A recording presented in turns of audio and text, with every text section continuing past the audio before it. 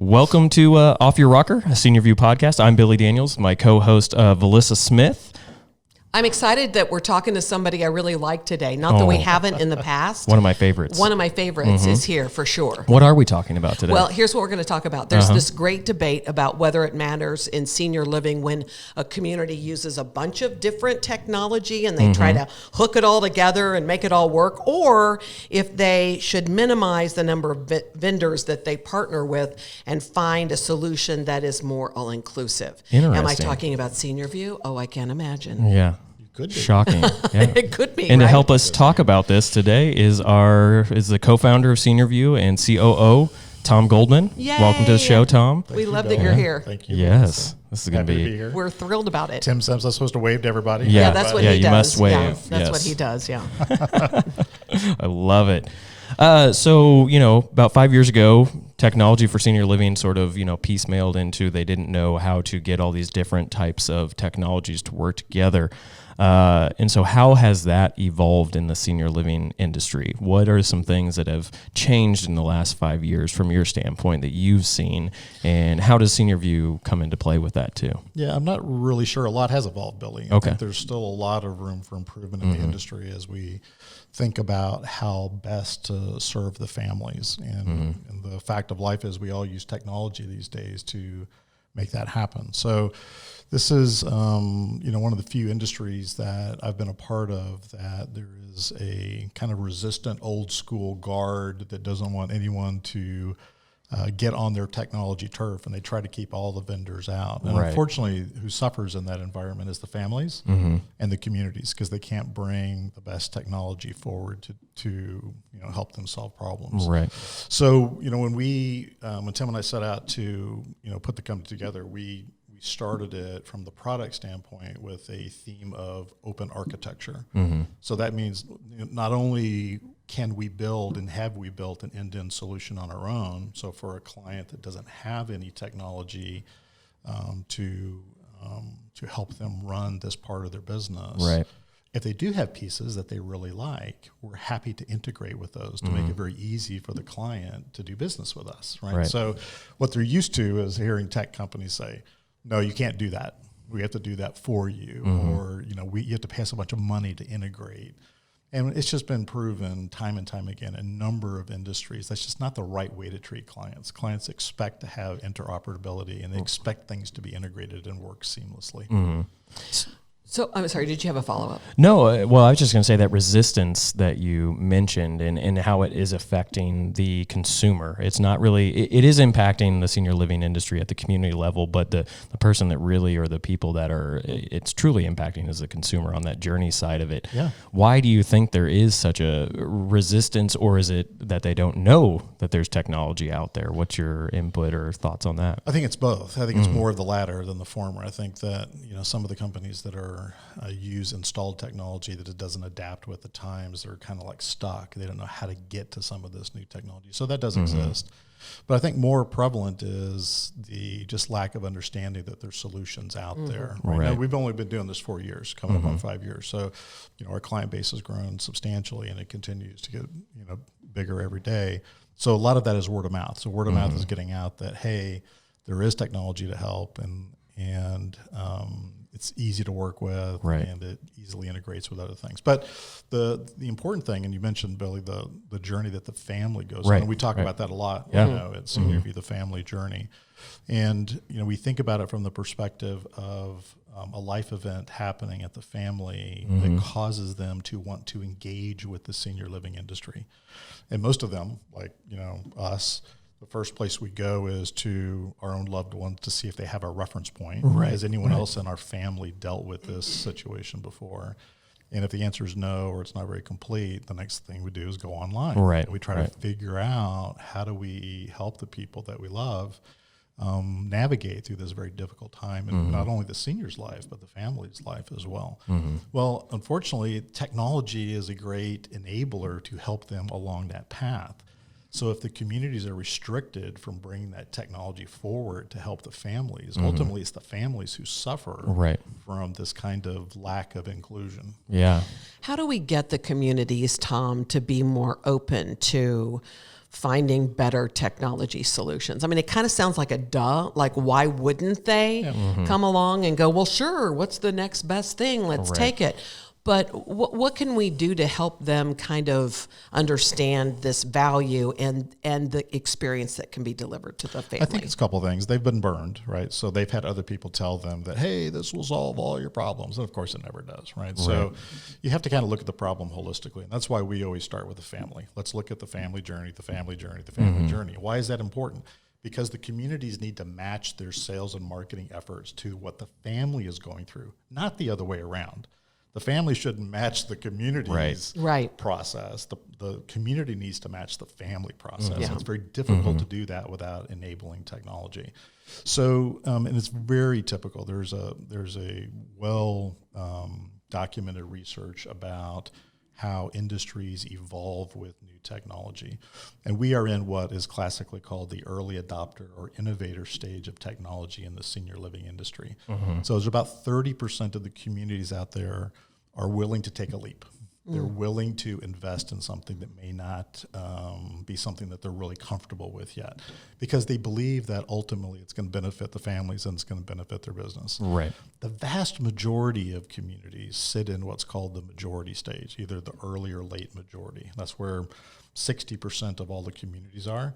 And they're going to sit around and wait for the early adopters and the innovators to prove something out. Right, right. And it really doesn't matter how much you market to them or try to convince them that they should do this, because it's kind of a no-brainer. You just need enough of a groundswell from the early adopters and the innovators and finally go, okay, I know these companies are really very forward-thinking and very good in how they treat their families and all of that stuff. So I'm going to follow their lead. And there's a certain amount of comfort that comes from that, as opposed to just listening to some salesperson tell you all the things that they're going to be able to do. And that's the case in any industry, right? Yeah. I mean, that sort of buying habits. I think to build on top of what Tom just said is, I think the other side of it is that the senior living industry needs to accept that there's outside industries that could help influence them in adopting some of these technologies. Absolutely. And I think that's a trend we're starting to see at the C-level of some of the companies out there, is they're bringing in people with experience from other industries. And I don't know if you have an opinion on, do you see that impacting down the road of an adoption rate that we might have early adopters from that standpoint because they've done it in prior industries? Absolutely, yeah. And if you look at, it's funny when we talk about who is an early adopter and who is an innovator, we don't look at companies or communities that adopt technologies like ours. We look at the other technologies they adopt. Right. Are they doing innovative things for the seniors from a care perspective? Music programs, certain community engagement programs, things like that. Something that shows us that the community is forward-thinking or progressive. Engaged. Right. Progressive, Very, doing things that are a little bit maybe leading edge or a little bit newfangled or whatever kind of words they want to use. Those are the kind of communities that are likely to adopt these technologies, which have a fantastic impact on the family journey. It really, really makes them change. I mean, think about it. Yeah. The typical family today, when they engage with a community, they fill out a form from their mobile phone, or they fill out a phone online, or they place a phone call. Do you know that in our industry, almost half of those inquiries never get returned? Yeah. Wow. Never get returned. Amazing. They just hit the ground. And the family sit there at home, worrying about dad. It's like, why aren't these people calling me back? Right. Well, which tells me, or it would, well, then they clearly are not going to be able to care for my dad. Yeah, exactly. Yeah. And it's not because the communities have uncaring people. They are the nicest, most caring people in the world. Of course. They don't have the technology tools in place that allows them to engage with the families on a real-time basis. Right. Think about all of the things in your personal life where you want to engage with a product or a service, whether it's someone to clean out your gutters or someone to sell you a used car or whatever.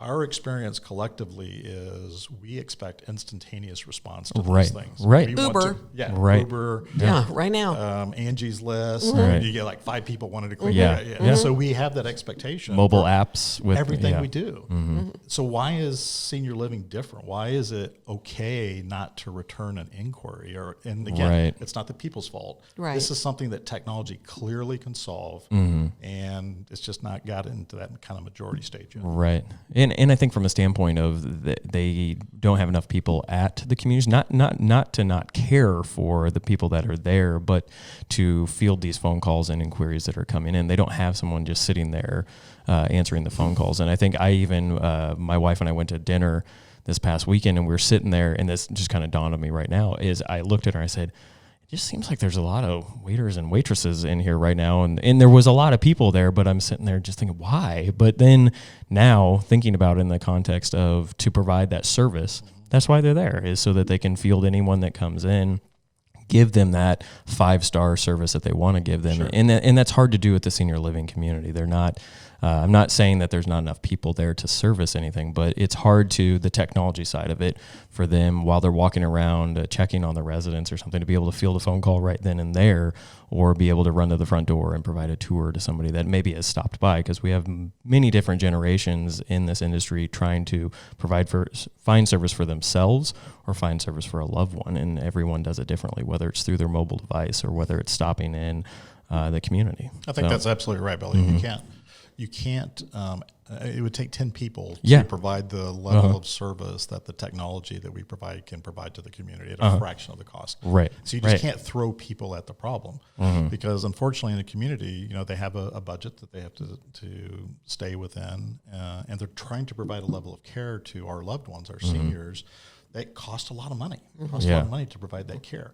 So they can't just indiscriminately go hire 8 people to deal with all these sales and marketing issues. It's really an awesome opportunity for them to apply technology that works to help them solve that problem. Well, to go back to the very beginning when we talked about this discussion being around, do we piecemeal the vendors or do we make this an all-inclusive, which of course is closer to what we're doing at SeniorVu. Right. I want to kind of go there a little bit more. So what, they piecemeal? So what? Right. Right. What is that? I know it's all about whether or not it's the great experience or the best experience for the family, but I think it's more than that when it comes to, because often those parts don't talk to each other. They don't work nicely together and that kind of thing, which is the motivation, I believe, between you and Tim to create something that is basically soup to nuts. Yeah, I think that's true. And there's a certain number of communities out there that just need a wholesale replacement. They just need to start from the beginning and go all the way through the end. So one thing we've learned from other industries is that transparency is the name of the game. Right, so you need to be able to prove to your client, to the community, that if you enable this technology, here's how effective it's going to be for you. Here's the results you should expect, and here's how that investment is going to be returned to you in terms of value, right? So if you look at the problem very kind of holistically, the problem from the community's perspective. So let's shift gear away from the family. Excuse me. So the community has a requirement to keep the community full. Yeah. By doing that, they can provide the level of care for all the members, all the participants in the community at a very high level. Keep the staff happy, keep the amenities rolling. Right. Happy hour starts at 4, whatever it is that they want to do. Yeah. A full community is a happy community. Does happy hour start at 4 here today? It could. Okay. All right. Yeah. So a full community is a happy community, right? So to do that requires a lot of heavy lifting, right? So you have to market to the community to let them know that your community is here. When your family is in need, here's the level of care that we provide. Here's the things that should make you comfortable, that your dad or your mom is going to be not only well cared for, but happy and engaged and participating in life in the way that they want, and all those kind of things. And to do that doesn't just happen by accident, right? The communities don't just stay full by accident. You have to apply sales and marketing tools and techniques to make sure that can happen. So when you decide to spend $1 of marketing, it becomes incumbent on you or your vendor to prove to you how effective that $1 was spent. Did that create the results that the community anticipated? Well, the shocking thing is today in our industry is there is no transparency, right? And partially, Valissa, because of what you said, everything's been piecemeal together. And because people don't play nice in the sandbox is the metaphor we like to use. The vendors all kind of like carved out their little corners and no one's like playing nice.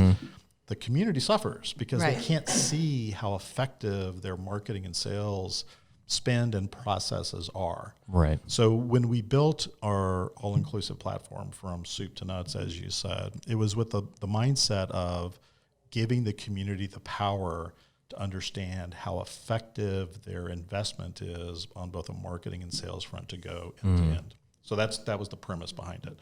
The reality is that not all communities need that, however. They may have over time invested in a piece or two that they like. Yeah.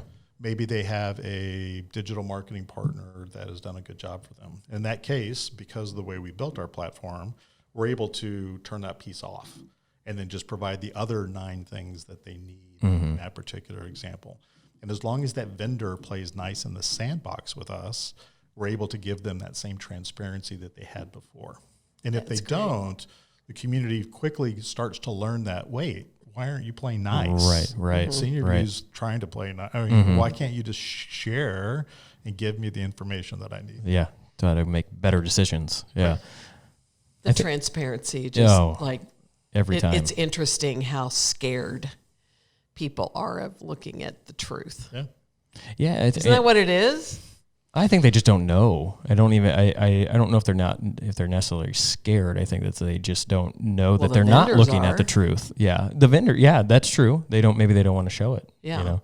I think from my standpoint that some of the stuff that I hear you saying is about they've maybe piecemealed something together, but it's more the investment that they took to get to where they are today. It almost takes a complete overhaul of all their systems that they potentially are using, and that's a huge undertaking from the community's standpoint of if they have 150 different communities across the nation.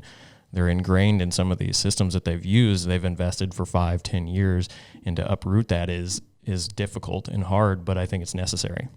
And I think one of the industries that I saw this in a while ago, maybe 2 or 3 years ago, were some of the ski resorts. They had a ticketing system, or they were held, hamstrung by the fact that the vendors that provided these systems that allowed them to scan the information as people went up on the lifts, they didn't have access to their own data. And so, they didn't even know how many times Tom Goldman was going up on a lift. Oh my gosh. So it's actually a ski resort out in Utah that did this, and they went full bore where they just overhauled their entire system to where it all spoke to each other. And then they had all these data points on their consumers that allowed them to get better with their marketing. And that's what we're trying to do at SeniorVu, is say there's data that can make you smarter and go after the right consumer at the right time. But you have to be able to have all those data points speak to each other. So it's super interesting to me, but that's where I go back to that outside industries can impact the senior living industry. And I think we're starting to see that, a little bit of a tipping point of people are coming in and saying, here's a huge opportunity for improvement. So. Yeah. Can you imagine a world where everything else that we do is not openly integrated and architected to be that? So imagine if you have a Gmail account that you can't access from your HP laptop. Oh my gosh. Because they don't talk to each other. You can only get it on your Chromebook or something. Right. Yeah. Or you can only call Android users if you have an Android phone. No kidding. So we have an expectation. It's a great example. Yeah, it's perfect. Technology is openly integrated for our comfort and our pleasure and all that. So, and there's horror stories of industries that have tried to hold on to their last breath of not integrating with others. Right. But openness is the only thing that works. Yeah. So, over time, our industry will get there as well. People just need to understand that, you have to be able to play nice in the sandbox if you're a vendor in this space, because that's what the clients demand. Right. Guys, we're going to take a brief break right now. And when we come back, I want to talk to Tom a little bit about how he went from, I don't know, was it 6 different tech companies that you worked with over your career to now you're in senior living. And I don't think it has anything to do with age. You are definitely aging me by throwing numbers out like that. So data. We were talking about data. Age is just a number. We'll be right back. Okay. All right. And then you want to drink your water because I know you wanted to cough so badly a while ago.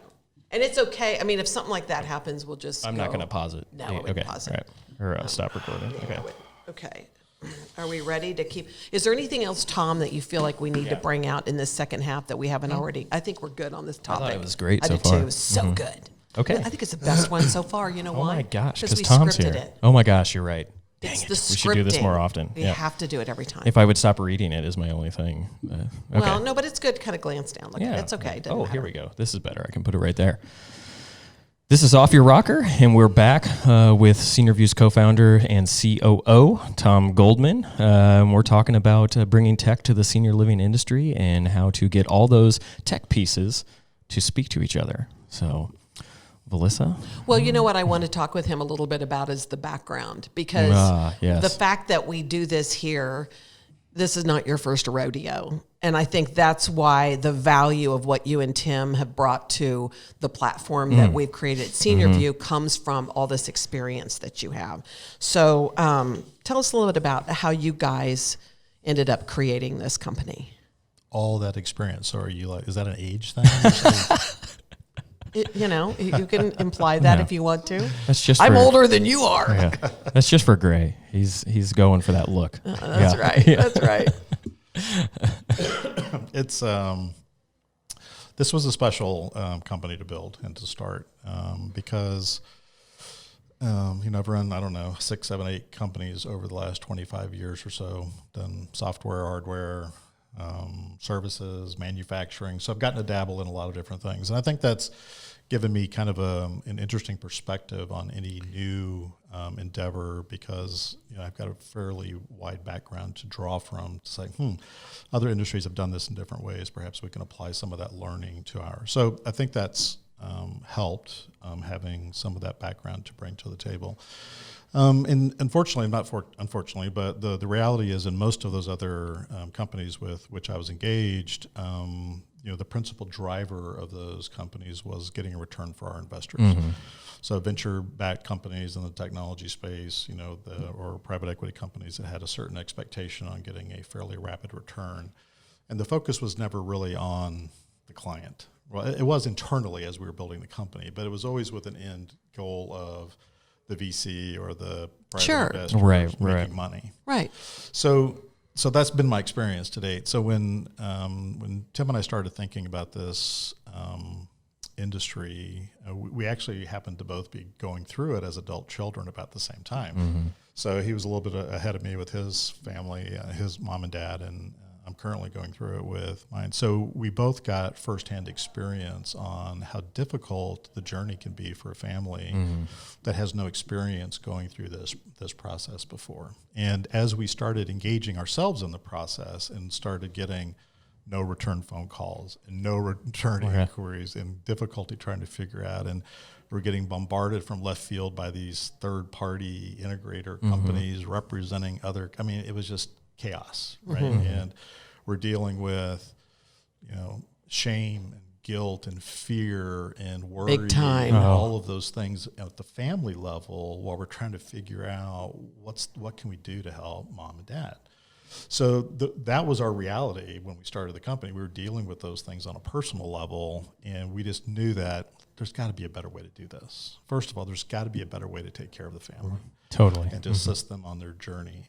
And then as we started thinking about that and going out and doing some research, and we probably talked to, 300 communities in the first year. Wow. And I couldn't tell you how many families, probably at least that number of families, and just tried to understand the journey and understand what was happening and all that. We decided to kind of go all in on SeniorVu and build a company that first and foremost addresses the difficulty that the families go through. And in fact, it's part of our mission statement is that seniors matter. So everything we do is oriented around the perspective of taking care of our loved ones, our senior loved ones. Mm-hmm. And we do that by not only assisting them in the process as they're trying to gather information and understand what the options are and what are the things that, how do they deal with the finances and how do they do all these things that get muddled into this whole process. help them with that. But then we help the community as well, try to find a good match for that family, and then help the community understand and deal with that family at a interpersonal level that maybe they weren't able to do before because they weren't able to return that income. Right. So we're able to step in and help bring them together to ease the burden on the family, to alleviate some of that very compelling concern that they have. Yeah. And help the communities at the same time try to find that good match. So this is my first endeavor where the investors don't come first. The seniors come first. Yeah. And then the communities Wow. come second. Yeah. And our team comes third. And then and we love our investors, don't get me wrong, because they've allowed us the capital to build this company. But really they're kind of fourth in line, right? Behind the seniors, our communities, our team, and then our investors. And we will, eventually have a great return for our investors. Not concerned about that. Sure. But our principal concern is doing the right thing for the families and doing the right things for community. So that's different. Yeah. That's really cool. That's compelling. I love that. So what do you think has surprised you most in working in this industry, Tom? Has anything in particular kind of stood out to you as different than other than maybe what you just said, which is probably the truth in it, that the investors become fourth instead of first in those other companies? Is that probably the most and again, surprising? that's not bad. It's just that's the reality of those. No, and it's making a product that's also affordable for the community. Sure. Yeah. Too. I think that I was pleasantly surprised at the high level of care and empathy in almost every community that we go see and visit. Yeah. So That's I am comforting. convinced, and Tim's convinced, and I think, you guys, everyone who goes to visit any of our clients, we've never walked away from a client community and go, I would not put my mom here. Right. These are like the most loving, caring, empathetic people Right. you could possibly do. It doesn't mean Patient. their business is on strong footing. Right. And that's something we could potentially help with, but it's not a people problem. Right. They love what they do, and it's comforting and rewarding to us to support people who love that, who take care of our moms and dads. Yeah, there are really, truly special people in the industry. And I think that's what we're saying is we want to help with the other side of that is let's let those people who are special and already doing an amazing, compelling job, let's help them do better, by making it easier for them to do the other side of their job that is with technology and everything. So we asked him this question last week when he was on, and we kind of led into this about, this is a test. Yeah, it's a test, but no. You two are like brothers, and we all see that here as team members and watch how you all interact and the leadership that you provide for us. But they're not exactly alike, brothers. They're not. And we want to know from your standpoint, what is it really, truly like working with Tim? What did he say? We'll have to go back to the recording. Yeah. He said so many great things about you. Yeah. Twin sons from different mothers. Yeah. Wow, that's a good one. I would basically say we're two sides of the same coin. So, as you guys, obviously know about Tim and our clients know, Tim is very much the extrovert. I'm maybe not quite so much. I'm a little bit more of a throwback to the 70s, hair's a little longer, grow a goatee in the winter kind of guy. Love it. Yeah. And more of a homebody. So I love being here with our team, helping maximize efficiency and driving performance for our clients and our families and doing all those, 1,000 details that come up over the course of the day that need to be managed. It's kind of where my strong suit has been throughout my whole career. I've been more operationally focused than out in the field focus. And we know Tim is gifted in the field, right? Yeah. He is truly amazing with clients and helping them understand how we can help them. And I think one of the things that Tim doesn't get a lot of credit for, which is critically important, not only to us, but to our clients, is understanding what their future needs are. So he's able to, go down the road with them and say, what is it next year that you really think that we should be working on? And that drives our product strategy. So it's a little bit unusual for the CEO to drive product strategy, but it comes from a place of client involvement. It's not an internally focused exercise. It's here's where the industry has need, or here's where our clients have desire. It's him listening. And bringing that message back to us, and then we craft a strategy on how to deliver that. So, we're working on things today that may not be delivered for 2 years, but it requires that kind of focus and that kind of investment to make sure that We're anticipating our clients' needs, not only on the family side, but also on the community side, to make sure that we'll be there for them as they evolve in their own processes and systems. Thank you for being with us today on this. Seriously. This is your first one. It's not your last one. So much fun. Yeah. We're so glad. Yes. And honestly, thank you for just allowing, I don't know, I speak for Billy or speak for the whole team, but it's exciting to work with you guys on such a really, really cool, not just a project, but a company and a game-changing one for the industry. It is really exciting. Thanks. Well, our team is everything. So I think thanks to you guys. I think you allow us to be the best versions of ourselves, and I think that's it helps us to be better for you. And that's part of the culture podcast we'll be having in the future. Right. Oh my. So, well, thanks for listening. If you like this podcast, like this episode, be sure to follow us on social media, share it, get it out there. You can find this podcast on all major podcast platforms. So thanks for listening. Yes. Have a great day, you guys. Yeah. Thanks, guys.